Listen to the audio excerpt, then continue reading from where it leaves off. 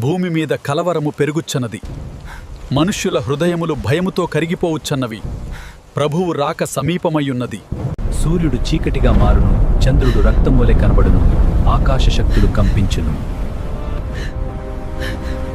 ఇదిగో పరలోక బూరధ్వని వినబడుచున్నది. రాజాదిరాజు రాకకు సమయం ఆసన్నమయ్యున్నది. క్రీస్తునందు నిద్రించిన వారు లేచెదరు.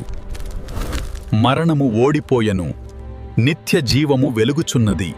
భయపడకుడి, మీ విమోచన సమీపించియున్నది. ప్రభువు తన ప్రజలను సమకూర్చుచున్నాడు.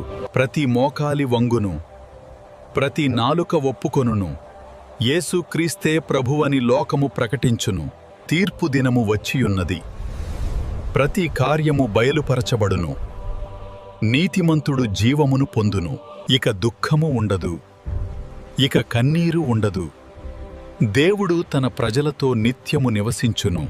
హల్లెలూయా. రాజాధిరాజైన యేసయ్యకు మహిమ కలుగును. యుగయుగములు ఆయన రాజ్యమేలును. ఆమేన్.